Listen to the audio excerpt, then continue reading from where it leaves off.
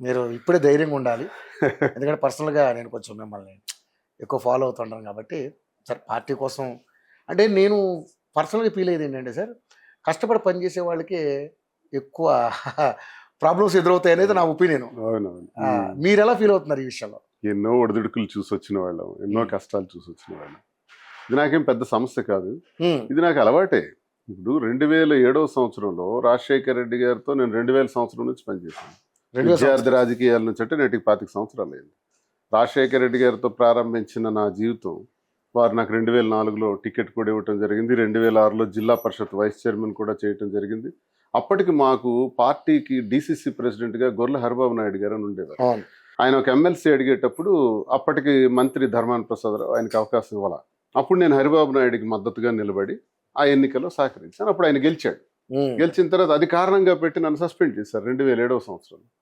Suspend చేసినప్పుడు అప్పటికి నేను జిల్లా పరిషత్ వైస్ చైర్మన్. వెంటనే పదవికి రాజీనామా చేసేసి నా నియోజకవర్గంలో పాదయాత్ర చేశాను. నేను చేసిన తప్పు ఏంటి అని ఏప్రిల్ 24 నుంచి జూన్ 6వ తారీఖు వరకు 42 రోజులు మొండిటెండల్లో గ్రాండ్ సక్సెస్. ఆ ఫోటోగ్రాఫ్స్ మీకు ఇస్తాను. అలా అనుభవాలు ఉన్నటువంటి వ్యక్తిని. అలాగే ఉద్యమాలు, కాకరాపల్లి థర్మల్ పవర్ ప్లాంట్ ఇష్యూలో ఆ ప్లాంట్ను తరిమి కొట్టడం అంటే రైతుల కోసం అలాగే మత్స్యకారుల కోసం నిలబడి 35 గ్రామాల తరఫున పెద్ద ఉద్యమమే చేశాం. అందులో పోలీస్ కాల్పులు జరిగాయి. ఆ కాల్పుల్లో 3 మరణించారు. నన్ను అరెస్ట్ చేసి జైల్లో పెట్టేసిన 2011. 2008, 9 నుంచి 10 ఇప్పటి వరకు కూడా నిరాహార దీక్ష శిబిరం నడుస్తుంది. నేటికి 15 సంవత్సరాలు అయింది. సో అలాంటి ఉద్యమంలో పాల్గొని కేంద్రం వరకు అది తాకేటట్టు చేసి జయరాం రమేష్ గారు దాన్ని రద్దు చేశారు అప్పటి మంత్రి. అప్పుడు జిల్లాలో ఉండే నాయకులందరూ పవర్ ప్లాంట్ ఫేవర్లోనే ఉన్నారు. అప్పుడు నేను ఏ పార్టీలో కూడా లేదు. ఎందుకంటే పీఆర్పీలో 2009లో పోటీ చేసిన తర్వాత పీఆర్పీ కాంగ్రెస్ లో కలిపేసిన తర్వాత మరి నాకే ఆస్కారం లేక నేను ఇండిపెండెంట్ గానే ఫైట్ చేశాను.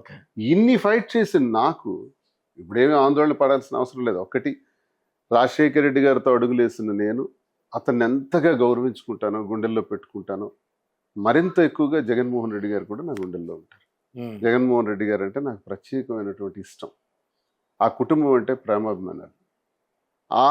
దీంతోనే నాకు రాజశేఖర రెడ్డి గారు ఎంత బాగా చూసి జిల్లా పరిషత్ వైస్ చైర్మన్ చేసి ఎమ్మెల్యే టికెట్ ఇచ్చి 2004లో వారు ప్రోత్సహించిన తీరు, అలాగే జగన్మోహన్ రెడ్డి గారు కూడా నాకు మళ్ళీ ఎమ్మెల్యేగా ఇచ్చి, ఎంపీగా ఇచ్చి, మళ్ళీ తర్వాత కూడా ఎమ్మెల్యేగా 3 సార్లు టికెట్లు ఇచ్చి అన్ని రకాలుగా నాకు అండదండలు కల్పించి గౌరవాన్ని ఇచ్చి అలాగే ఎమ్మెల్సీని చేసి వారు కూడా నా గుండెల్లో చిరస్మరణీయులు. ఇందులో తేడా లేదు.